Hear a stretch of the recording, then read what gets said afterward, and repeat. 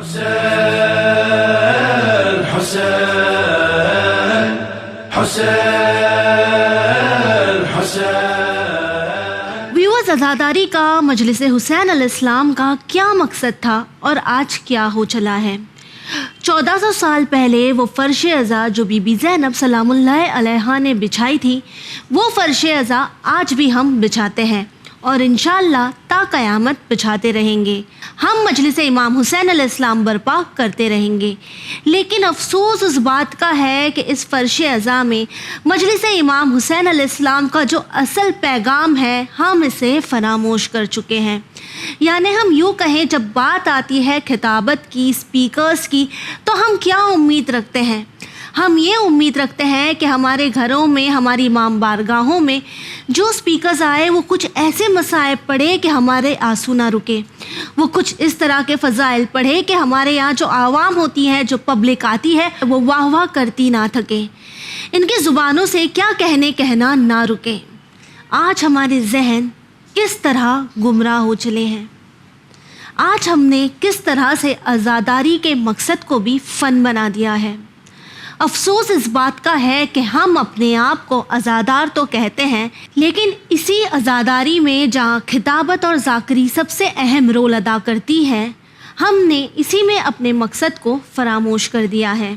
ہم چاہتے ہیں ہم ایسے اسپیکرز کو لائیں گے جن کی آواز سب سے زیادہ اونچی ہو، تاکہ ہم تو یہی مانتے ہیں اور یہی جانتے ہیں کہ جتنی زیادہ اونچی آواز اتنا زیادہ بلند پیغام۔ لیکن افسوس اس بات کا ہے کہ ہم ٹھہر کے اس بات پر ذرا بھی غور و فکر نہیں کرتے کہ کیا ہمارے امام نے بھی اسی طرح خطابت کی تھی۔ تو آئیے ہمارے آج کے ایپیسوڈ میں محرم کیا ہے میں یہ جاننے کی کوشش کریں گے کہ خطابت کا اصل سلیقہ کیا ہے۔ تو آئیے سب سے پہلے استقبال کرتے ہیں سسٹر عزمی زہرا کا۔ السلام علیکم۔ وعلیکم السلام ورحمۃ اللہ وبرکاتہ۔ سسٹر، جس طرح محرم میں ہم فرش عزا بچھاتے ہیں اور انشاءاللہ تا قیامت ہم اس سلسلے کو جاری رکھیں گے، تو جب فرش عزا بچھتی ہے تو اس پہ خطابت ہوتے ہیں، ممبر پر ہم دیکھتے ہیں ذاکر آتے ہیں، مجلس وغیرہ پڑھتے ہیں، یہ بہت ہی بڑی ذمہ داری ہے۔ تو آج کے ہمارے ایپیسوڈ میں ہم یہی ذمہ داری کو ڈسکس کرنے کی کوشش کریں گے۔ سب سے پہلے ہم یہ جاننا چاہیں گے کہ خطابت آخر ہوتا کیا ہے اور ایک خطیب کی ذمہ داری اتنی اہم کیوں ہے؟ اعوذ باللہ من الشیطان الرجیم، بسم اللہ الرحمن الرحیم۔ یقیناً خطابت جو کہ بہت اہم رول ادا کرتی ہے، جی، بالخصوص ماہ محرم میں، کہ ہم جہاں بھی نگاہ دوڑاتے ہیں الحمدللہ ذکر امام حسین علیہ الصلاۃ والسلام کو پاتے ہیں۔ بالکل۔ اور خطابت کے ذریعے مولا حسین علیہ السلام کا ذکر، ان کے مصائب، ان کی تعلیمات کو نشر کیا جاتا ہے۔ یہی خطابت کہ جو جس کے ذریعے لوگوں تک پیغام امام حسین علیہ السلام کو پہنچایا جاتا ہے، یہی خطابت بہت پر اثر ہوتی ہے، یقیناً دلوں کو چھو جاتی ہے، تو انسان کے دل پلٹ جاتے ہیں۔ بہت سے ایسے گنہگار بھی ہیں کہ جو اسی خطابت کے ماتحت، یعنی کسی خطیب کو سن کر کے، کسی ذاکر کو، کسی ذاکرہ کے تقریر کو سن کر کے ان کے قلب پلٹ جاتے ہیں۔ یعنی بولنے میں وہ طاقت اللہ نے اگر کسی کو عطا کی ہے یقیناً، تو وہ بہت زیادہ پر اثر ثابت ہوتی ہے۔ خطابت کو اگر بالکل آسان ہم سمجھیں تو خطابت یعنی قوت بیان ہے، بولنے کی طاقت، صلاحیت۔ یقیناً۔ اور بولنے کی طاقت بھی کس طرح سے، اس کو کچھ اس انداز سے میں پیش کروں کہ اگر ہم انسانی زندگی کے مرحلے دیکھیں بیان کے اعتبار سے، تو دو مرحلے ہوتے ہیں انسان کی زندگی کے۔ ایک تو یہ کہ بات کی حقیقت کو پیش کرنا، لوگوں کے سامنے حقیقی بات کو، حقائق کو پیش کرنا، بھلے کوئی مانے یا نہ مانے، اوپینینز نہیں ہے اس میں، فیکٹس ہے یقیناً۔ اور دوسرا مرحلہ ہوتا ہے انسان کی زندگی کا کہ حقیقت نہیں ہو، لیکن اس کے ذہن میں یہ ہوتا ہے کہ ہمیں اپنی بات کو منوا لینا ہے، اور اس کے لیے اسے ایک فن آتا ہے، بولنے کا طریقہ آتا ہے، ایک ایسا فن کہ جسے فن خطابت کہہ لیں، کہ جس کے ذریعے انسان اپنی بات کو منوا لیتا ہے یقیناً۔ تو لیکن یہ خطابت اس وقت خدا کی نگاہ میں قابل قبول ہوتی ہے کہ جب بولنے کی وہ طاقت جو اللہ نے آپ کو عطا کی ہے، ایک بہترین فن خطابت عطا کیا ہے، اس کے ذریعے حقائق کو لوگوں کے سامنے اس طرح سے پیش کیا جائے کہ حقائق کو منوا لیا جائے۔ تو تو یہ یقیناً مہارت ہے خطابت کی کہ حقیقت کو پیش کیا. کیونکہ دیکھیے ہم زمانے میں اکثر یہ بھی دیکھتے ہیں کہ بہت سے ایسے افراد ہیں کہ جن کے پاس بہت علم ہوتا ہے اور حقیقی علم ہوتا ہے, لیکن بولنے کے طریقے میں فرق آتا ہے کہ وہ بات اس طرح سے لوگوں تک وہ کنوے نہیں کر پاتے, پہنچا نہیں پاتے ہیں. لیکن دوسری جانب کچھ ایسے بھی ہوتے ہیں کہ جنہیں بولنے کا ایک انداز آتا ہے لیکن وہ حقیقت سے بہت دور ہوتے ہیں. وہ کچھ بھی باتوں کو کسی بھی طرح سے بس اپنی بات کو ہمیں منوا لینا ہے اور یقیناً تو اس طرح سے پیش کرتے ہیں, تو وہ خطابت خدا کے نزدیک خطابت نہیں ہوگی یقیناً. اب یہ دیکھیں کہ جو قوت بیان ہے دراصل یہ تو ایک اللہ کا بہت بڑا تحفہ ہے, تو ہمیں اس کی ذمہ داری سمجھنی ہوگی. آج کے اس ایپیسوڈ میں یہ جو موضوع ہے یہ بہت اہم ہے یقیناً کہ محرم یعنی کہ خطابت کا سلیقہ ہمیں سکھاتا ہے کہ ہمیں کس طرح سے خطاب کرنا ہے مجمع عام کو. جو بولنے کی صلاحیت رکھتے ہیں جو افراد, اگر انہیں اللہ نے ایک فن عطا کیا ہے کہ اپنی بات کو وہ منوا سکتے ہیں, ان کی زبان میں وہ تاثیر ہے کہ لوگوں کے دلوں پر اثر ہوتا ہے, تو اس کی ذمہ داری اور سنجیدگی کو سمجھنے کی کوشش کریں. بہت بڑی رسپانسبلٹی ہو جاتی ہے جب آپ اتنے مجمع کے بیچ میں بیٹھ کر ممبر سے کچھ پڑھتے ہیں تو اس کا اثر بہت سارے ذہنوں پر ہوتا ہے, بہت سارے ذہنوں پر ہوتا ہے. اور کئی ہم نے اگر مثال کے طور پر 1 گھنٹے کی تقریر بھی کوئی خطیب کر رہا ہے, کوئی ذاکرہ کر رہی ہیں, تو یقیناً انہوں نے 1 گھنٹہ انہوں نے اپنی طرف سے دیا, لیکن اس مجمع میں بیٹھنے والے لوگوں کی کئی ساعت جو ہے وہاں پر لگے ہیں, تو جس سے انہیں کچھ یقیناً ملنا ہی چاہیے. اور الحمدللہ ایسے بہت سے ذاکرین ہیں, ایسے بہت سے خطیب ہیں کہ جو اپنی ذمہ داری کو بہت بہترین انداز سے نبھاتے بھی ہیں, اور یقیناً نبھانا چاہیے کیونکہ اس کا قرآن مجید میں بھی ذکر ہے کہ اللہ نے جو قوت بیان عطا کی ہے دراصل یہ ایک بہت بڑا تحفہ ہے. اس کے لیے ہم سورہ رحمان دیکھیں کہ جب سورہ رحمان کا آغاز ہوتا ہے تو اللہ نے کس طرح سے ایک احسان انسان پر کیا ہے کہ کس طرح سے آغاز ہوتا ہے کہ بسم اللہ الرحمن الرحیم, الرحمن علم القرآن خلق الانسان علمہ البیان. یعنی بیان کا ذکر آیا ہے کہ جہاں پر پروردگار عالم نے کہا کہ وہ جو نہایت مہربان ہے, تعلیم فرمائی اسی نے قرآن کی, اس نے انسان کو پیدا کیا تو اب سکھایا اسی نے بولنا. تو یعنی بولنے کی جہاں پر اللہ نے خلقت کے احسان کو پیش کیا ہے, خلقت کے احسان کے فوراً بعد اس نے بولنے کی بات کو بیان کیا کہ بولنا جو اللہ نے عطا کیا, ہمیں قوت دی ہے, یہ ایک بہت بڑا اللہ کا احسان ہے. ہم تصور کریں کہ اگر جو خواہشات ہوتے ہیں, جذبات ہمارے ہوتے ہیں, جو ایموشنز ہوتے ہیں, ہم انہیں الفاظ کا سہارا لے کر ہی تو ظاہر کرتے ہیں, بیان کرتے ہیں. اگر ایسا ہوتا کہ قوت بیان نہ ہوتی انسان میں اور جذبات ہوتے, ایموشنز ہوتے, تو انسان گھٹ کر مر جاتا, ایکسپریس ہی نہیں کر پاتا. بالکل. اور شاید یہی وجہ ہے کہ دیکھیے اللہ کا کرم کتنا زیادہ ہے. ہم جو خدا سے ذرا سی باتوں پر شکوے کرتے ہیں, اگر ہم اس کی خلقت پر غور کریں تو ہر ایک چیز سے ہمیں پیغام مل رہا ہے. کس انداز میں کہ مثال کے طور پر ہم خطابت کے موضوع پر بات کر رہے ہیں, اسی کے اعتبار سے اگر دیکھیں کہ اگر کوئی ایسا بشر جو بول نہیں پاتا, جو گونگا ہوتا ہے, تو ہم دیکھتے ہیں کہ وہ سن بھی نہیں پاتا ہے. جو گونگے ہوتے ہیں اکثر ہم نے دیکھا ہے کہ ان میں زیادہ تر سننے کی طاقت نہیں ہوتی. کیوں؟ کیونکہ یہ اللہ کا ایک کرم ہے کہ اگر وہ سن سکتا اور بول نہ پاتا تو وہ آوازوں کو سنتا, وہ چیزوں کو تو سنتا, لیکن اب جب اسے ان چیزوں کو ظاہر کرنا, ایکسپریس کرنا ہے, تو اس کے پاس تو زبان نہیں ہے, الفاظ نہیں ہیں, تو وہ خود بخود گھٹ کر مر جاتا. لیکن پروردگار عالم کا یہ کرم ہے کہ وہ ہر ایک طریقے سے, بہترین طریقے سے ایک نظام اس دنیا کا اللہ نے رکھا ہے, اور اگر ہمیں قوت بیان اللہ نے عطا فرمائی ہے تو یہ خطابت ہماری حقائق پر مبنی ہو تاکہ پر اثر ہو. تو سسٹر یہاں پر رک کر یہ جاننا بھی ضروری ہو جاتا ہے کہ جب ایک عام انسان اپنے گھر میں فرش عزا بچھا رہا ہو, یا اگر ہم امام بارگاہ کی بات کریں تو محرم میں ہر کسی کو ایک ایسی خطیب, ایک ایسے ذاکرہ کی ضرورت ہوتی ہے جو آ کر ممبر پر بیٹھ کر واقعات کربلا اور اس کا پیغام لوگوں تک پہنچائے. تو ایک عام انسان کیسے سمجھ سکتا ہے کہ جو ذاکرہ ہے یا جو اسپیکر ہے وہ کس حد تک حقیقی بات پر مبنی ہے یا پھر یہ دنیاوی چیزوں کو ملا رہے ہیں؟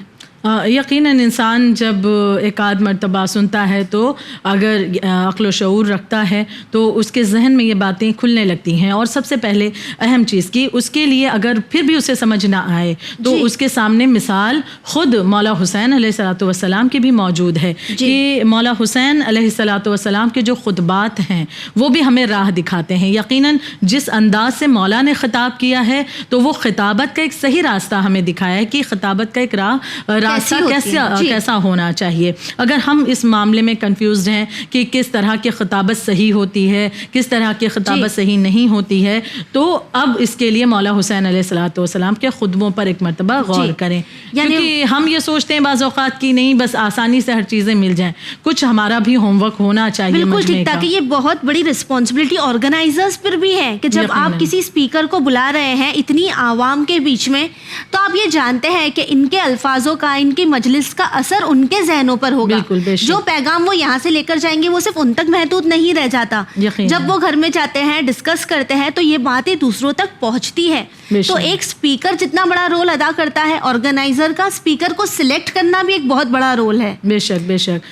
ہم اور آپ ایک ادنا سا معمولی سا علم رکھتے ہیں تو لہٰذا ہم بھی سہارا لیتے ہیں یقیناً انہی بلند ہستیوں کا کہ ہم بھی سمجھنے کی کوشش کرتے ہیں خطابت دراصل ہے کیا, انداز کیا ہونا چاہیے. تو جب کوئی بھی بانی مجلس کا انعقاد کرتا ہے تو اس کی بھی ذمہ داری ہے کہ وہ بھی سمجھنے کی کوشش کرے, کچھ اپنی طرف سے ہوم ورک کرے. احترام ممبر کا بھی خیال اسے یقیناً رکھنا, کیونکہ جب خطابت ہوگی تو ظاہر سی بات ہے ممبر کے ذریعے اس باتوں کو پیش کیا جا رہا ہے. اور یہ ممبر بہت بڑی امانت ہے پروردگار عالم کی طرف سے کہ جہاں پر اہل علم کو بٹھانا ہے کہ جو اس طرح کی علمی باتیں بیان کرے کہ جس سے پورا مجمع یا جو کوئی بھی سن رہا ہے یقیناً جب اٹھے فرش عزا سے تو وہ کچھ لے کر کے اٹھے, کچھ حاصل کر کے, کچھ سیکھ کر کے اٹھے. ہم خطابت کا اگر سہارا لیں کہ کیا انداز رہا ہے, کس طرح سے بیان کیا جاتا ہے, تو مولا حسین علیہ السلام کے خطبات, جناب زینب کے خطبات, یہ سب ہمیں گائیڈ کرتے ہیں, رہنمائی کرتے ہیں. یہاں پر میں مختصر وقت میں مولا حسین علیہ السلام کے خطبوں کا ذکر کرنا چاہوں گی, بالخصوص وہ خطبات مولا حسین علیہ السلام کے کہ جو کربلا سے تعلق رکھتے ہیں, جو انہوں نے سفر کربلا کے دوران دیے تھے. یوں تو کئی خطبات ہیں کہ مولا حسین علیہ السلام نے دیے ہیں, لیکن ان 4 خطبوں کا ہی ذکر کروں گی کہ جب مولا حسین علیہ السلام کربلا کے سفر کے لیے اور کربلا پہنچے ہیں, وہ 4 خطبات اہم.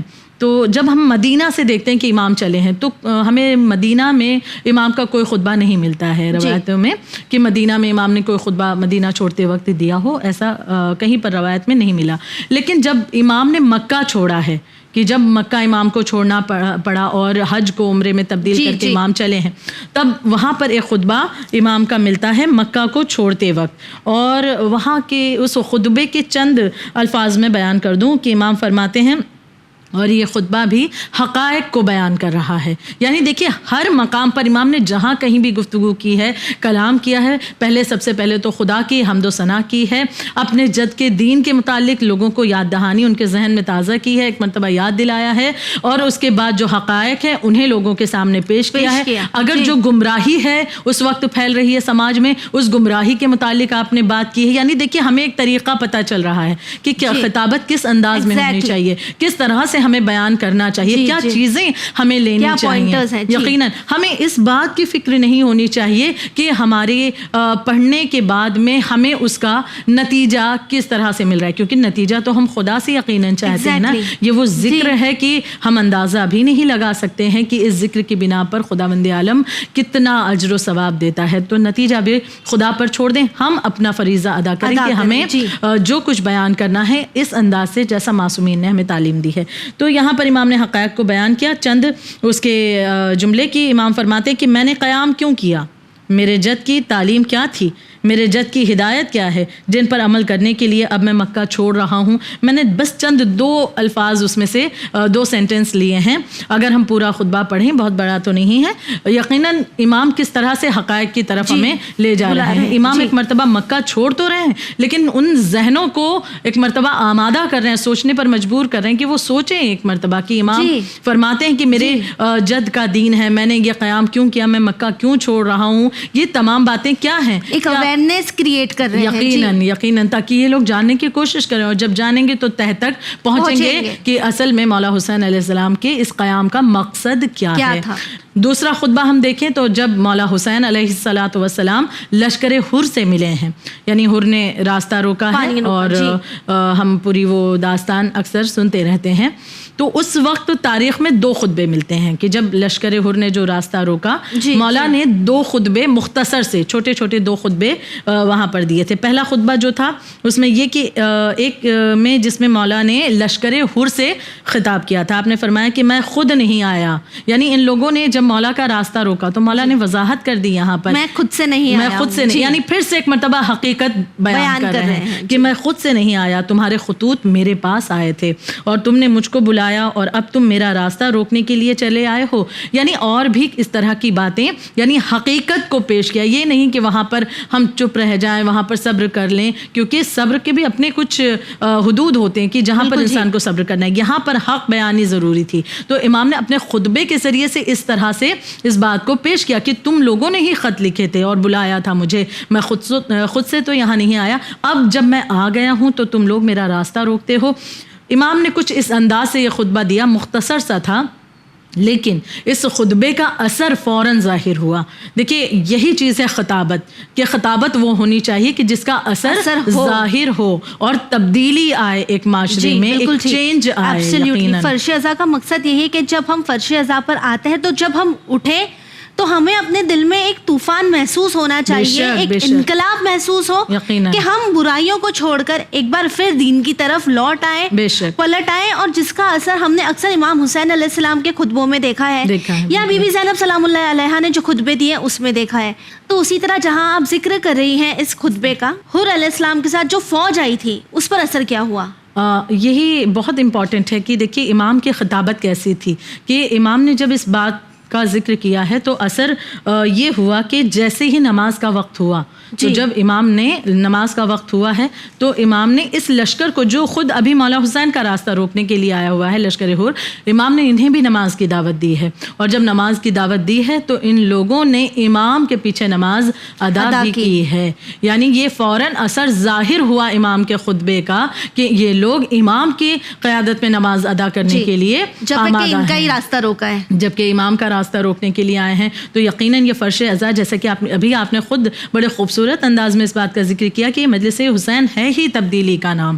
ہم 2.25 ماہ پہلے محرم کے آغاز سے پہلے ہماری زندگی کیا ہے، ہم گنہگار ہیں کچھ بھی، لیکن اگر 2.25 ماہ اس قدر ذکر سننے کے باوجود بھی ہمارے اندر تبدیلی نہیں آتی ہے تو اس کے معنی یہ ہیں کہ ہم نے جو کچھ سنا، جتنا گریہ کیا، وہ ہم نے اپنے قلب تک، اپنے باطن تک پہنچایا ہی نہیں. کیونکہ محرم تو نام ہے ایک عظیم انقلاب کا جو انسان کے باطن میں اور سماج میں دونوں جگہ ظاہر ہونا چاہیے. اور ایک انسان سماج میں انقلاب اس وقت ہی لا سکتا ہے، برائیوں کو سماج سے اس وقت ہی دور کر سکتا ہے جب پہلے اس کے باطن میں انقلاب برپا ہو. اور یہ مجلس حسین اس عظیم خطابت کے ذریعے انسان میں ایک جوش پیدا ہوتا ہے کہ وہ اپنے وجود سے گناہ کی آلودگی کو دور کرے. پھر دوسرے خطبے کا میں ذکر کروں کہ جو لشکر حر کے سامنے ہی امام نے دیا، اور بعد نماز، یعنی یہ نماز سے پہلے کا خطبہ تھا، اور یہ نماز پھر اس کے بعد لوگوں پر اثر ہوا کہ نماز پڑھی ہے سب نے امام کے پیچھے. اور پھر دوسرا خطبہ نماز مکمل ہونے کے بعد امام نے فرمایا تھا، جس میں بھی امام نے اس بات کی طرف ان لوگوں کو متوجہ کیا، یعنی تمہارا حاکم وہ ہے جو حلال کو حرام اور حرام کو حلال کر رہا ہے، کیا تم یزید کو نہیں جانتے کہ وہ کس طرح کا حاکم ہے؟ یعنی ان تمام حقائق سے بھی ایک مرتبہ آشنا روبرو کرایا. کیونکہ بعض اوقات یہ بھی ہوتا ہے کہ انسان یہ غور نہیں کرتا کہ ہم چل کس کے پیچھے رہے ہیں. بس وہ یہ سوچتا ہے بس ہمیں چلنا ہے تو وہ اپنی راہ کو اختیار کرتا ہے اور چلتا چلا جاتا ہے. لیکن یہ جاننا بھی ضروری ہے. تو جب ایک رہنما ہمارے پاس ہوتا ہے تو وہ ہمیں روک کر سمجھاتا ہے کہ جو راہ تم نے اختیار کی ہے، جس کے پیچھے چل رہے ہو، ایک مرتبہ اسے جان لو کہ وہ حقیقت میں ہے کیا. تو یہاں پر امام نے ایک مرتبہ بعد نماز ان لوگوں کو آگاہ بھی کیا ہے کہ یزید دراصل ہے کیا، وہ کر کیا کیا رہا ہے؟ وہ پیغمبر کے دین کے ساتھ ایک کھیل تماشا اس نے بنا رکھا ہے اور ایک کھیل کر رہا ہے، اپنے طریقے سے وہ برائیوں کو اسلام میں لانا چاہتا ہے۔ یہ تمام باتیں بھی امام نے اس طرح سے پیش کی ہیں، یعنی امام کے خطبات کا یہ اثر ہے اور یہ طریقہ کار ہے کہ جو آج بھی ہمیں بہت سارے پیغامات دیتا ہے۔ بالکل جی سچا، جس طرح آپ نے ہمیں بتایا کہ ان خطبوں کا کس طرح اثر ہو رہا تھا یزید کی ہی بھیجی ہوئی فوج پر، تو اسی طرح اگر اب آگے بڑھ کر ہم رخ کریں کربلا کا اور روز عاشور کا، جو کہ کافی ہولناک دن تھا، تو یہ جاننا چاہیں گے کہ اس دن جہاں امام حسین علیہ السلام نے اپنی آنکھوں کے سامنے اپنے اپنوں کو، اپنے بیٹوں کو شہید ہوتے ہوئے دیکھا، تو کیا اس کے بعد بھی مولا نے کوئی خطبہ دیا جس کا ذکر ہمیں تاریخ میں ملتا ہو؟ یہی اپنے آپ میں ایک بہت بڑی دلیل ہے کہ کتنی بڑی ذمہ داری ہے، یعنی جو فن خطابت ہے یہ کوئی کھیل نہیں ہے، یہ کوئی تماشا نہیں ہے۔ اس کے لیے امام نے تو ہمیں اس وقت بھی ایک طریقہ بتایا ہے جب روز عاشورہ ہے۔ ہمارا اگر کوئی اپنا بیمار بھی ہو عزیز تو اس وقت ہمارا ذہن و دل کام نہیں کرتا، ہم ایک ایسی پریشانی میں مبتلا ہوتے ہیں کہ بہت سی ایسی باتیں ہیں جو کہ ہمیں پتہ ہے کہ یہ بہت فائدہ مند باتیں ہیں، عبادی اعتبار سے بھی ہم دیکھیں یا عبادت کے حوالے سے یا کوئی اور چیزیں، لیکن اس وقت چونکہ ہم کسی اپنے کو پریشان دیکھتے ہیں یا ہم پر کوئی مصیبت ہوتی ہے تو ہمارا ذہن نہیں کام کرتا ہے۔ لیکن وہاں ہم دیکھیں 1400 برس پہلے روز عاشورہ، جب شہادتوں کا بازار گرم تھا، جب مولا حسین علیہ الصلوۃ والسلام جانتے ہیں کہ عنقریب سب کے سب شہید ہونے والے ہیں، اور یہاں تک کہ یہ بھی کہ جب سب شہید ہو چکے ہیں، مولا تن و تنہا رہ گئے، لیکن ایسے عالم میں بھی امام نے امت کی اصلاح کی فکر کی ہے اور حجت کو تمام کیا ہے۔ اس عالم میں بھی امام نے ہمیں سمجھایا کہ خطابت کوئی کھیل نہیں ہے۔ امام کے 2 خطبے اس دن کے ملتے ہیں روز عاشورہ۔ ایک تو امام نے روز عاشورہ صبح کے وقت خطبہ جو دیا ہے وہ خیمہ گاہ کے باہر دیا ہے، اور یہ اونٹ کے اوپر خطبہ دیا ہے، یہ چیز بہت قابل غور ہے۔ اور دوسرا خطبہ جو تھا امام نے وہ اس وقت دیا ہے، امام تن و تنہا ہے اور لشکر یزید کے سامنے، اس وقت آپ نے گھوڑے پر بیٹھ کر کے یہ خطبہ دیا ہے۔ اچھا، یہ بات بھی اپنے آپ میں ہمیں سوچنے پر مجبور کرتی ہے کہ امام کا اتنے برس پہلے ایسے ہولناک عالم میں بھی کیا اہتمام تھا خطابت کے اعتبار سے، اپنی بات کو پہنچانے کے اعتبار سے۔ یعنی خطابت کا سلیقہ ہوتا ہے، ایک طریقہ ہوتا ہے، اس میں بہت سی باریکیوں کا خیال رکھنا ہے۔ وجہ کیا تھی کہ امام نے 2 خطبے دیے روز عاشورہ، لیکن ایک خطبہ خیمہ گاہ کے سامنے صبح کے وقت جو دیا تھا امام نے، اس میں امام گھوڑے پر نہیں بلکہ اونٹ پر بیٹھے ہیں، اور دوسرا خطبہ امام نے جو دیا ہے اس میں گھوڑے پر بیٹھ کر کے، ہاں یقیناً اس کی وجہ، کیونکہ ہم جہاں تک تاریخ کو اگر جائزہ لیں جانتے ہیں کہ جو اونٹ ہوتا ہے وہ جنگ میں استعمال نہیں ہوتا ہے، جنگ کی نشانی نہیں ہے، بلکہ گھوڑا جو ہے وہ جنگ میں استعمال ہوتا ہے۔ پہلا خطبہ امام نے صبح کے وقت اس لیے خیمہ گاہ کے باہر اور اونٹ کے اوپر دیا ہے کہ ان لوگوں کے سامنے امام حجت تمام کر رہے ہیں کہ اگر اس وقت میں نے گھوڑے پر بیٹھ کر خطبہ دیا تو یہ لوگ یہ سمجھیں گے کہ حسین جنگ کے لیے آمادہ ہے، جنگ کے لیے تیار ہیں۔ لیکن امام حجت تمام کرنا چاہتے تھے کہ شاید یہ لوگ گمراہی سے نکل آئیں، تو امام نے اونٹ پر بیٹھ کر کے خطبہ دیا ہے تاکہ یہ لوگ سمجھ جائیں کہ حسین جنگ کے لیے نہیں آئے تھے۔ یعنی کس وقت تک مولا نے ٹرائی کیا، یقیناً آخری لمحات تک کی، اور زمانہ یہ سوچتا ہے بعض اوقات ایسی بھی آوازیں اٹھتی ہیں کہ مولا حسین نے کیا ہی کیا، اور یہ تو معاملہ کچھ اور تھا۔ بہت سے ایسے تنقید ہیں، یزید کا ساتھ دینے والے، یزید کو اپنا کہنے والے بھی آج بہت سے ایسے پیدا ہو گئے ہیں جو کہتے ہیں کہ یزید ہمارے عزیزوں میں سے، اس کی بھی معافی ہو جائے گی، اس نے کیا ہی کیا تھا، اس نے کوئی ایسا گناہ نہیں کیا، تمام تر باتیں سامنے پیش کی جاتی ہیں۔ بہرحال ایک مرتبہ جائزہ لے مولا حسین کے کردار کا کہ جس قدر باریکی سے، یہی امام وقت ہوتا ہے کہ امام وقت وہ ہوتا ہے جو ہر لحاظ سے امت کی فلاح، اس کی اصلاح کے لیے سوچتا ہے۔ پھر اس کے بعد جب امام نے دیکھا ہے کہ عصر عاشور کا وقت، امام تن و تنہا ہے، دوسرا خطبہ جب امام نے دیا حجت تمام کر رہے ہیں، اس وقت بھی امام، لیکن اس وقت یہ معاملہ ہے کہ امام گھوڑے پر ہیں تاکہ ان لوگوں کو یہ نہ لگے کہ حسین ڈر کے اب جو ہے اونٹ پر بیٹھ کر کے خطبہ دے رہے ہیں، بلکہ اس وقت امام نے گھوڑے پر بیٹھ کر کے خطبہ دیا. یعنی ہمیں خطابت کے جو ہیں قوانین بھی سمجھا دیے ہیں کہ اگر اپنی بات کو پیش کیا جائے تو جو بات آپ زمانے کے سامنے رکھ رہے ہیں اسے کس انداز سے پیش کرنا ہے، یہ چیزیں بھی بہت زیادہ معنی رکھتی ہیں. تو مولا حسین کی ہی اگر خطبات کا انداز ہم سیکھ لیں تو ہمیں خطابت کا سلیقہ یقیناً سمجھ میں آ جاتا ہے. جی، یعنی ہم یہ دیکھ سکتے ہیں کہ مولا نے اپنی زندگی کے آخری لمحات میں بھی خطبے دینے کی کوشش کی، حق بیانی کرنے کی کوشش کی، اور آج بھی ہمارے جو خطیب ہیں ان کے اوپر ایک بہت ہی زیادہ اہم ذمہ داری ہے حق بیانی کی.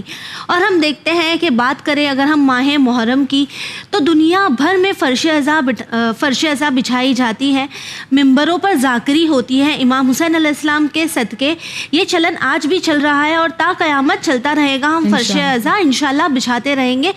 لیکن جو بات غور و فکر کی ہے، جو بات اہمیت رکھتی ہے، وہ یہ ہے سسٹر کہ ممبروں پر بیٹھ کر جو پیغام انسانیت دنیا تک پہنچنا چاہیے. کافی حد تک ماشاءاللہ قوم کافی اچھے عالموں سے بلیسڈ ہے جن کی وجہ سے آج عوام میں، ینگسٹرز میں تبدیلی آ رہی ہے. لوگ اصل مقصد امام حسین علیہ السلام سے روبرو ہو رہے ہیں. لیکن افسوس شاید آج چند خطیبوں کو پھر بھی ضرورت ہے اپنے آپ پر کام کرنے کی. تو کیا اس متعلق آپ اس بات پر روشنی ڈال سکتی ہیں؟ یقیناً خطابت ایک امانت ہے اور امانت میں خیانت کسی صورت میں جائز نہیں ہے. یقیناً، کیونکہ اللہ نے اگر فن خطابت عطا کیا ہے، بولنے کی وہ طاقت عطا کی ہے کہ ہم اپنی بات کو منوا سکتے ہیں، تو یقیناً ذمہ داری بڑھ جاتی ہے کہ ہمیں ان باتوں کو پیش کرنا ہے جو قرآن اور احادیث کے ذریعے پیش کی جا رہی ہیں. ان باتوں کو پیش کرنا ہے جس سے ایک تبدیلی لوگوں میں آئے. ان باتوں کو پیش کرنا ہے کہ جس کے ذریعے انسان عبادتوں سے، اپنے رب سے، اپنے اہل بیت علیہم السلام سے اور زیادہ قریب ہوتا چلا جائے. میں ایک معمولی طالب علم ہوں، ایک یہاں پر سہارا لینا چاہوں گی کہ یقیناً ایک ذکر کرنے والے کو کن باتوں کا خیال رکھنا چاہیے. خود مجھے بھی ان باتوں کا خیال رکھنے کی ضرورت ہے کہ جن چیزوں کا بیان میں نہیں بلکہ ایک سہارا لے رہی ہوں. ایک بہت بلند ہستی آیت اللہ فاضل لنکرانی کہ انہوں نے ہمیں ایک رہنمائی کی ہے کہ ایک مبلغ، ایک مبلغہ، یا ایک ذاکر یا ایک ذاکرہ، ایک خطیب، ایک معلم، ایک معلمہ، اس کی ذمہ داری کیا ہونی چاہیے، اس کا ذکر کا انداز کیا ہونا چاہیے کہ یقیناً اسے جاننا بہت ضروری ہے. اور میں خود اپنے لیے بھی کہنا چاہوں گی کہ مجھے بھی جاننا ضروری، تاکہ اگر مجھے بھی کچھ بیان کرنا ہو تو میں ان چیزوں کو مد نظر رکھ کر کے بیان کروں. آیت اللہ فاضل لنکرانی کی نظر میں ایک خطیب، مبلغ یا مبلغہ کے لیے چند باتوں کا خیال رکھنے کی ضرورت ہے، جس میں پہلی چیز ہے کہ جو بات لوگوں کو بتاتے ہیں خود اس بات پر انہیں یقین اور ایمان ہو. یعنی اگر وہ دوسروں کو اللہ کی توحید کی دعوت دے رہے ہیں تو خود بھی ان کا عقیدہ اللہ پر محکم ہونا چاہیے. اگر دوسروں کو ہم جو ہے نماز کی دعوت دے رہے ہیں تو خود بھی ہمیں نمازی ہونا چاہیے. اگر ہم دوسروں کو کہہ رہے ہیں کہ جھوٹ بولنا، غیبت کرنا یہ تمام برائیاں ہیں، ہم خود بھی مانیں، یقیناً تو ہمیں بھی اس پر عمل کرنا ہوگا. یہ نہ ہو جائے صورتحال کہ ممبر پر بیٹھ کر ہم یہ تو کہیں کہ ہاں فلاں فلاں برائیاں ہیں اور بعد میں پھر انہیں خود ہی انجام دیں، پائی جاتی ہوں یقیناً پھر اس چیز کا اثر ختم ہو جائے گا. جو کچھ بھی باتیں پیش کی گئیں، کیونکہ انسان کی ایک یہ ذہن میں بات آ جائے گی کہ جس نے ان چیزوں کو بیان کیا اس نے تو خود بھی عمل نہیں کیا، تو اب ہمیں بھی کیا ضرورت ہے. تو لہٰذا آیت اللہ لنکرانی فرماتے ہیں کہ پہلی چیز کا جو کسی ذکر کرنے والے کو، ذاکر ذاکرہ، معلم معلمہ کو، مبلغ مبلغہ کو خیال رکھنا چاہیے وہ یہ ہے کہ جس بات کو وہ بیان کرے اس پر اس کا یقین ہونا چاہیے اور اس پر وہ خود بھی عمل کرے. یقیناً اور یقین سے مراد یہ بھی ہے کہ یعنی جن چیزوں کو وہ پیش کر رہا ہے اسے یقین ہو کہ یہ قرآن اور احادیث میں موجود ہیں، یعنی حق ہیں، یعنی اپنی طرف سے اپنی رائے کو نہیں.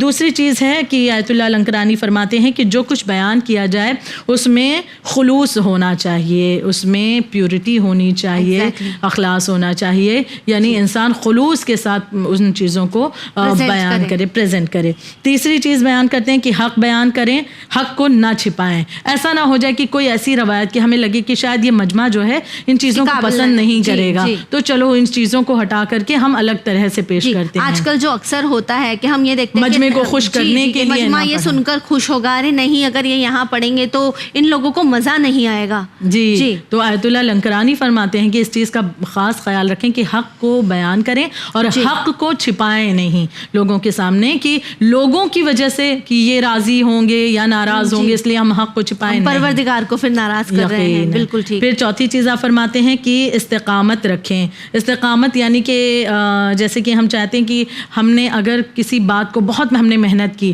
ایک اچھی سی مجلس تیار کر دی, پڑھی ہے, ذکر کر دیا ہے اور کوئی تقریر کر دی ہے, تو ہم سوچتے ہیں فوراً اس کا اثر ظاہر ہو ہمیں, کہ لوگوں میں یا تو ہم تبدیلی دیکھیں یا کچھ ایسا کچھ ہو جائے کہ ہمیں لگے کہ ہاں اثر دکھا ہے, ہو گیا. لیکن اگر ایسا نہیں ہو رہا ہے پیشنس رکھیں, تو یقیناً پیشنس رکھیں, استقامت رکھیں.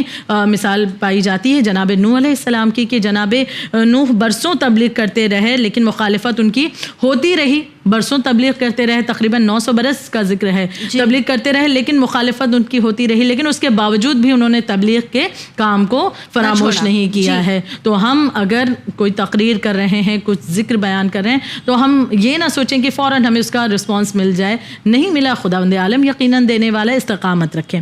پھر آپ فرماتے ہیں کہ اجر کی امید اللہ سے رکھیں. یعنی جو کچھ بھی ہم ذکر کر رہے ہیں, کوئی حوصلہ افزائی نہیں بھی کر رہا, کوئی مسئلہ نہیں, ہم اجر کی امید اللہ سے رکھیں. پروردگار عالم تو بہترین اجر دینے والا, اور پھر یہ تو ذکر اہل بیت ہے اور اس کا تو وہ ثواب ہے, وہ اجر ہے, ہم نہیں تصور بھی نہیں کر سکتے. وہ تو جب بروز محشر پیش کیا جائے گا ہمیں, اور اگر ہم نے پورے خلوص کے ساتھ اسے انجام دیا ہے, تب ہم دیکھیں گے کہ جو ذکر ہم نے دنیا میں کیا تھا, اہل بیت کا حقائق کو بیان کیا تھا, اس کا اللہ نے کیا اجر و ثواب ہمارے لیے معین کر رکھا ہے.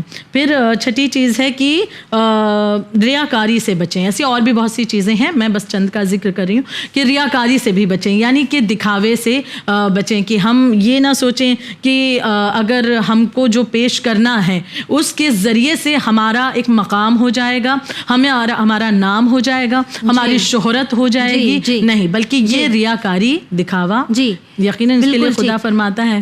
بالکل ٹھیک. یعنی ہم یہ کہہ سکتے ہیں نا کہ آج کے دور کی اگر ہم بات کریں, آج کے دور سے سسٹر ریلیٹ کریں, تو ریاکاری نام ہو جائے گا سے زیادہ یہ ہو جاتا ہے کہ یہ کلپ سوشل میڈیا پر وائرل ہو جائے. میں اس چیز کو بیان کر دوں اگر, تو اس پہ اتنے ویوز آ جائیں گے, اتنے لائکس آ جائیں گے. تو کہیں نہ کہیں آج تقریر کرنا وائرل ہونا ہو گیا ہے. بالکل بالکل آپ نے درست فرمایا. ہم جو کچھ بھی کر رہے ہیں یقیناً خدا کے لیے کر رہے ہیں, اور دوسری اہم چیز کہ ہم خدا کو راضی کرنے کے ساتھ تبلیغ کے مقصد سے کر رہے ہیں, تو اس میں یہ دکھاوا نہ ہو. ٹھیک ہے, اگر وہ چیزیں لوگوں نے پسند کی ہیں, وہ عام ہوئی ہیں, تو وہ ایک الگ سی بات ہے, لیکن یہ نہ ہو جائے کہ مقصد ہمارا بس وہی ہو, بھٹک جائے. ہاں, کہ ہم یہی ذہن میں سوچیں کہ نہیں بس اسی مقصد سے ہمیں پڑھنا ہے کہ ہمیں شہرت ملنی ہے, ہمیں زیادہ سے زیادہ لوگ جانیں گے, ہمیں واہ واہی ملے گی. نہیں, پھر یہ ریاکاری میں اگر آیا, تو چاہے کوئی بھی عمل جو دکھاوے کی بنا پر کیا جاتا ہے, ریاکاری کے طور پر ہو, تو یقیناً خداوند عالم پھر معاملہ وہی ہے کہ بروز محشر یہی کہے گا کہ جس یہ دکھانے کے لیے تم نے یہ کیا تھا, اس کا ثواب بھی اسی سے جا کر کے لے لو. وہ انسان تو خود محتاج ہوگا, جن کو دکھانے اور امپریس کرنے کے لیے ہم نے ان چیزوں کو اس دنیا میں اگر کیا, وہ خود محتاج ہوگا بروز محشر. وہ خود کہے گا ہم بھلا کہاں سے اجر دینے والے, بلکہ وہ خود محتاج ہوگا کہ تم کچھ ہمیں اجر دے سکتے ہو تو دے دو. تو انسان جو کچھ بھی, ہر ایک عمل میں اسے خلوص کی ضرورت ہے, اور بالخصوص جب وہ خطابت کرے, آیت اللہ لنکرانی فرماتے ہیں, تو اس میں بھی